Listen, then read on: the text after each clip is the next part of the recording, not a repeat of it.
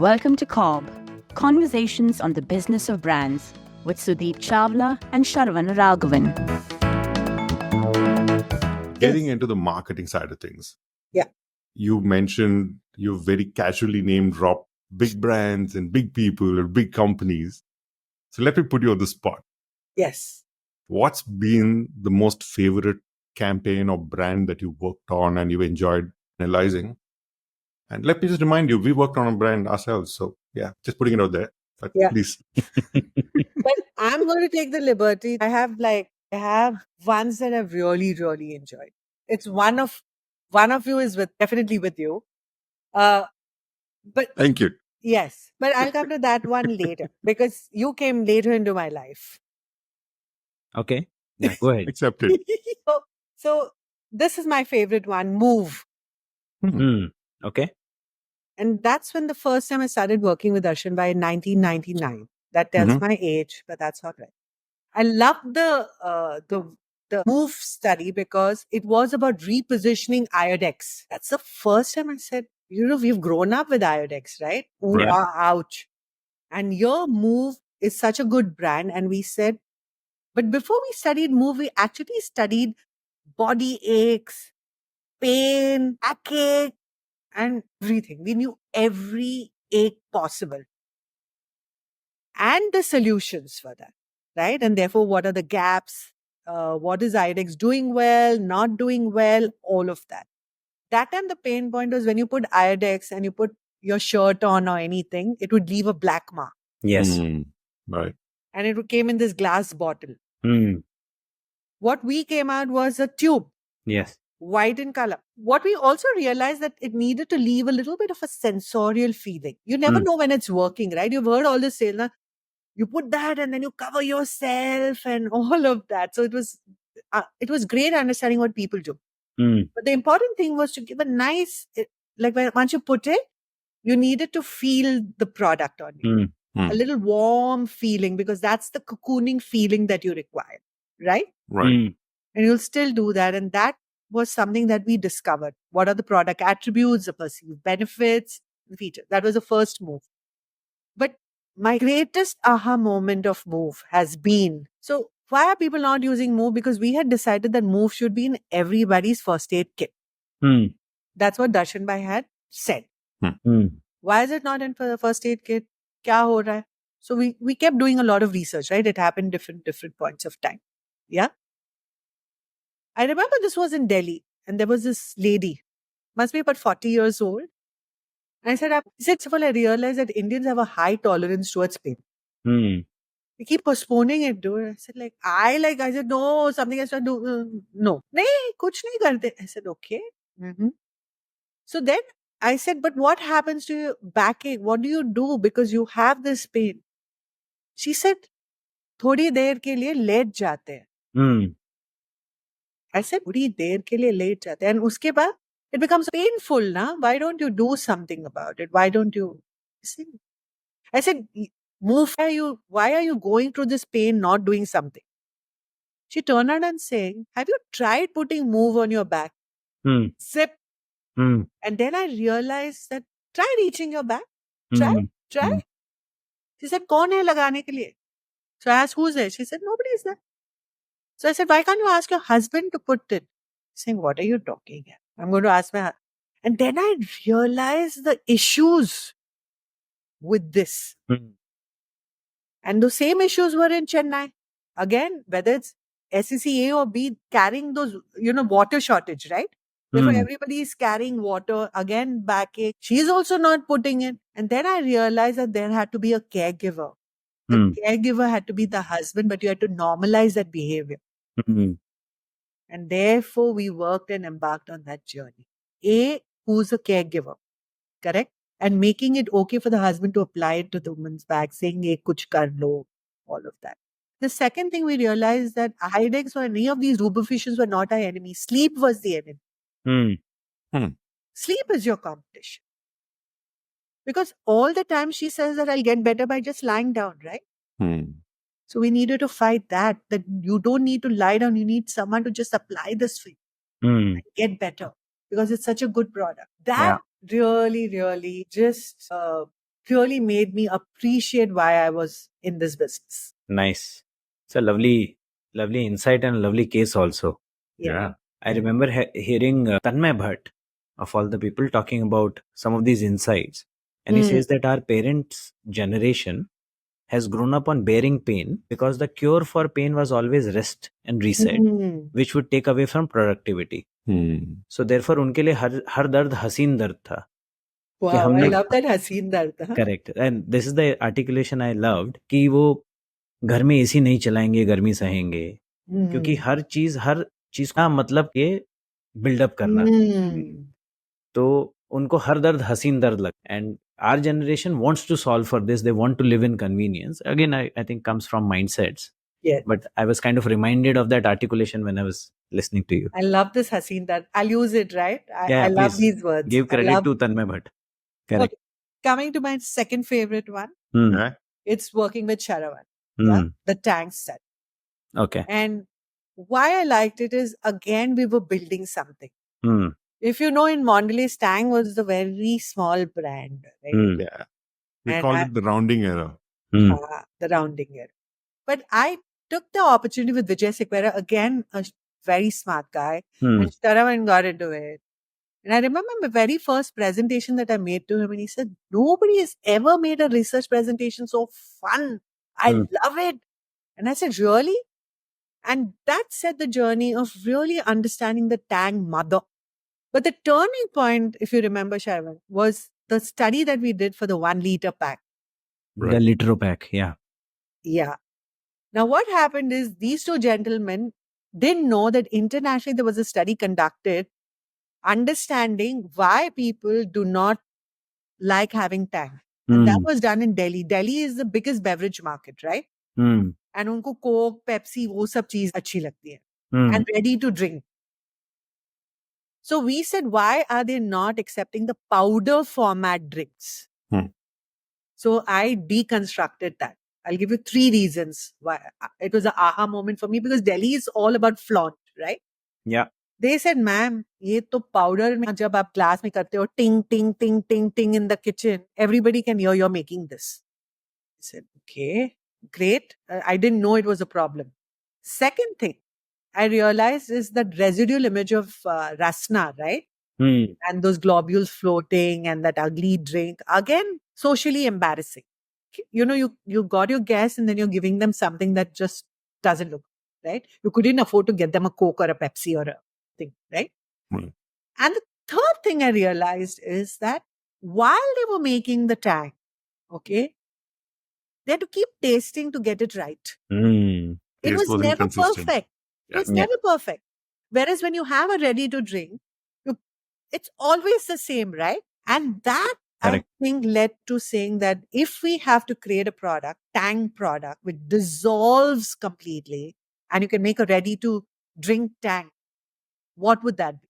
But the important thing was a 1 liter, right? Bottle that they had to make it in. Yes. Yeah. And I remember Sharan and I discussed, we said, let's see how they really make it here. We are thinking they're going to do it the way we are going to tell them to do it. To our horror, we realized that we had told people that ये जो दिया है आपको 1 liter पानी में बनाना पड़ेगा and what. Women decided to make it the way they thought it. You know, the typical way is to make it in the vessel and stir it Bartan, and all of that, make it in the bartan. Another lady shocked us because her 1 liter bottle was actually the Pepsi bottle, which is not a 1 liter 1.5. So there itself is a recipe for disaster and failure, right? You have a damn good product, but you have a consumer who has old methods of making it or is doing whatever they feel like. Inconsistency. So the best success for this was to launch by giving them the 1 liter bottle. In fact, that's why I remember from calling it the 1 liter pack, we also called it the 1 liter bottle pack. We started the promo with the bottles. I remember. No, I was in sales then. We loved the bottles. We were giving it away for free. Correct. We were very happy. We needed as many promos as you could. And what happened is I found people keeping them in the fridge, which I wanted. Taking it out and making it so you can pour it. That was the intention. And that's why it's a memorable study. While both of you are clearly in the mutual admiration club, I hate to bring you guys out of it. No, I've got more. So which one? What do you want me to do? Say more or not say more? No, I have a question to say, is there a campaign, Priya, or an insight that you saw and you said, I wish we had done this? Is Nike. Nike, okay. I Nice. really want to be part of it. I really want to see what's really going on, what's happening. Yeah. And that really interests me. Or another brand, if not Nike, that I would like to work for, which I think would need my help or intervention, is Skechers. I don't know what they're doing. I'd like to work for that brand. Yeah. Okay. I've not seen any communication for me to comment, but I feel that it would be fun. Yeah. Nice. I've read this. I think this was the speech that Phil Knight had given in the purpose of Nike. Yeah. And No one's cheering for you. Yeah, I love the clarity of it. It had nothing to do about performance or anything else. It's just about going out there and doing it, right? And he just explained, just do it in such a lovely manner, kind of, gives you goosebumps. Yeah. So I can And I understand. think Lovely speech. these are the brands that inspire. My favorite topic then. We spoke about how you worked with brands to test communication before it goes out and figuring out the entire story, right? Now, Priya, this performance marketing, I will put air quotes for it always, as if there was no performance before this happened. But with this performance marketing thing happening, with a lot of people putting all their money into it, the creatives coming up on the fly, how do you think you, as a research company CEO, looks at this scenario? I've been grappling with all of this, and my simplistic mind says that there is somebody receiving this communication, right? There is a sender, and somebody has to decode this. Again, going back to the principles of communication. If we start applying that, we'll really know what we are putting out. I think much of the time it's all this FOMO, right? Somebody else is doing it, so we also have to do it. I've cracked FOMO finally. I was wondering what it was. I've cracked it. So, yeah, it takes me some time because I go I'll read 100 things and all of that, right? So, large part of it is FOMO. Large part of it is saying he has got so many followers. If they are doing influencers, I need to do. So, nobody's really applying their mind to it. So, it's like a cookie cutter, copy paste kind of a thing. I always say do what is right for your brand, right? Do what is right for your brand. Do what is right for you. Do what makes the message get across, correct? And these are basic principles. And if you're not applying basic principles, then you're just doing everything what other people are saying. And then those people are also one blind leading the other. So I met a jeweler. Okay. And he said he wanted to fire his digital agency because they did not put out a Doctor's Day creative. We didn't wish them for Doctor's Day. I was like, no, this is what's happening because, but this is a discipline, right? Again, you're putting yourself out, right? There's visibility. Each of the mediums have a different reason for existence. What you do on LinkedIn is different from Instagram to your Facebook, correct? We took a call that what Facebook for us doesn't really matter. But there is a reason for being on Instagram. There's a reason for LinkedIn. But what should be my LinkedIn thing? Like, I'll give you an example. I've been doing this for quite some time. I said, my social media partner, Priyanka, I asked her, what are the episodes that did well on YouTube, Instagram, and LinkedIn? And then what I did was, which I'm good at, right? I said, okay, now I'm getting the pattern. And I've now said, this is what's going to be the new plan. Like, therefore, so I did one episode called The Age of Anxiety, which I like, which I think is important. But again, I liked it. Was it relevant for my audience? Was it too heavy a topic? Was it too ahead of its time as well? right. Yeah. Maybe it'll be relevant later. Yeah. Then she gave me another data point that what we did, like the memorable studies that did very, very well because people want success stories. Correct? So we have to take the inputs and we have to course correct. Yeah. That's what's lacking because I don't think that discipline is being used that same, right? Correct. That's why I remember starting my online, offline, performance marketing, all of that. If you take that out and you strip it, you will go back to your basics. and then operate from that. And then you know the medium and all of that. So I Yeah. think that's I think what has muddied the waters, if I were to just add on to what you say, because with the advent of digital medium and a lot of places to influence the consumers, people lose themselves in a lot of technical data points. Yeah. Should I do a static or a GIF or an interstitial or a video? Hmm. How soon should the branding appear? Hmm. And therefore, what is my CTR?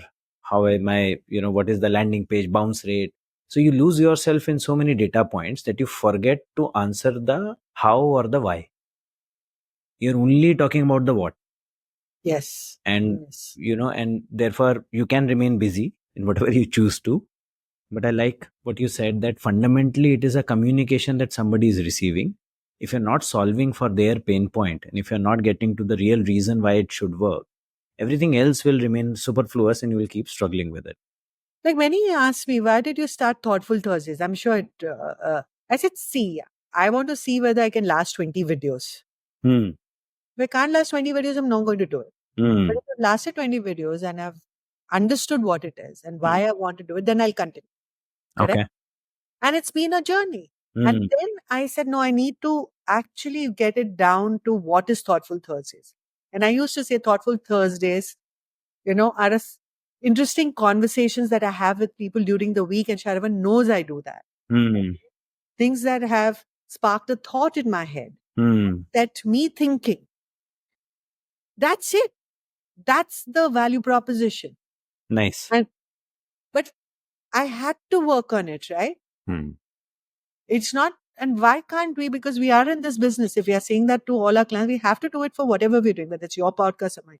And I like your title because I always say we are growing businesses and building brands. And I like the word building because I do it. I like it. Hmm. And I want to be part of that journey, right? And Correct. it Correct. just so happens that it could be a startup or founder or whatever. As long as you're building a brand, I'm on. Yeah. Excellent. I want to build on what Sudeep just said, Priya. He said people are getting lost in the what, right?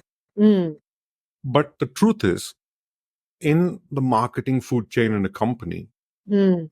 the person who's just starting out, his job or her job is to focus on that what and the trivialities and the little bit of how, a lot of what's going on.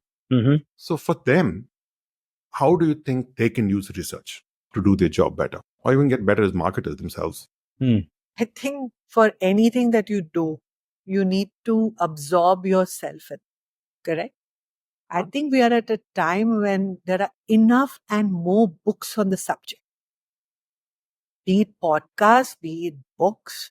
And if you really want to do it, there is no shortcut. You have to read. You have to meet those people who are building brands or Hmm. soak yourself into that because that's the journey that you're on, right? And how can research help them? Again, it goes back to that thing, right? Because you're building something for a consumer. Is he going to use your product? After using your product, is he going to pay that X amount? Willingness to pay that we call, right? Is he going to be persuaded to go to the shop and ask for it? Hmm. We can't shy away from these questions, no matter how much we want to. And therefore, I say the FMCG way of thinking is a very good way of thinking. Hmm. Hmm. Hmm. Yeah. It trains you to say what are the benefits. It trains you to answer that at what price point is he going to buy this, right? Packaging nahi hai, branding nahi hua hai, messaging nahi hua hai. But if the consumer needs it and the pain point is being resolved, he will say, aaj hai kya product? Hmm. I want to buy it. And that's happened when we did a Wellspun Spaces study. Hmm. You have the stain technology product. I want it. I'm going to buy it. That's how we cracked the code over there. Because it was not about design. Can you make a more colorful bed sheet? It's Hmm. already there. Hmm. But I am saying on patented technology called stain technology.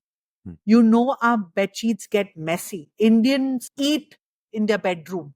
Hmm. They draw. They do all sorts of things and the bed sheet gets tortured. Hmm. And therefore, it could be her favorite bedsheet. And just imagine your husband. This is actual story of a woman saying, my husband is going to be eating tandoori chicken on my favorite bedsheet. Correct. Practical problem needs a solution. Yeah. Correct. Yeah. So solution hai. And Ogilvy did such a damn good job in aromatics. And when the women were listening to it with their eyes closed, they said, "This is our story. Just make this act as is." Hmm. That is the true value of, right? Yeah. What we do. Correct. And therefore, you have to take it bloody seriously. Yeah. Correct. Now, I think the way you paint this and you set up a purpose, I think that becomes very critical. Quite often, I have seen agency folk, the creative agency folk, being very wary of allowing the client to use research on their pieces of art, right? Because too many campaigns have been sacrificed on the altar of research. Yeah, it's a weapon, it's a sword. Research is finally a tool, right? Now you give that tool sword in the hands of a monkey, you don't know what it'll lead to. Yeah. So the point is that you got to be very clear what you're using the research for. Yes. And if you're using it for such fundamental work to understand consumer, creating those need spaces and then solving for them, testing your articulation, etc., excellent. Yes. If you're just using it to prove a point, or without using any of your judgment, blindly following it might not be the best thing to get into. Sudeep, I think a very good one. What I've always positioned myself and Ormax is neutral. I don't take sides. I don't have an agenda. I will never say that I know. Even if you've told me in confidence, I don't tell my research. I don't tell anybody. It's like I have kept that and filed that away. Correct? Because my job is to come back and tell you things as is. And we are not known for sugarcoating. Nice. Yeah. Yeah. We tell you as is. And that's our reputation, a stellar reputation. And that has held us in good stead always. Yeah. Taking the creative agency, they put in effort, right? They've put in. It's like you and I to sit and write an idea, we'll fall apart. Correct? Therefore, we have to appreciate that. Yeah. Having said that, I always tell them that I will try and see if this idea gets the fairest chance. However, when it does not, you need to understand and accept it. Yeah. When I say you need to go to the drawing board, it means you need to go to the drawing board. We're not having a discussion. We're not having a discussion because I've thought about it in all possible ways and I've anticipated all the questions. When I go for the presentation, and Sharon has been with me part of it, I anticipate the questions. I had one moment where, remember, Prashant Paris said that I can't understand why you're saying this ad is fast. I said, I heard that 45 times, that ad. And I knew the answer. I said, now you all take the trouble of listening to it for at least 15 times. And then you will realize the problem. You yourself will. And after that, they say, we get what you're saying. Because the main message got lost in the 10 seconds. It was so fast that you only saw the tang has this vitamin, that vitamin. But the first part of it, because it was 10 seconds, was being rushed through. But I think when you do things which are pioneering, I think it really, really helps you think. And that's why I love, couple of things that we did. We wanted to test things. We wanted to challenge things. And that's the opportunity that you get. Nice. It sets me up for the final question that I have on this one. Sure. Now, marketers, agency folk, all of them work very hard. Yes.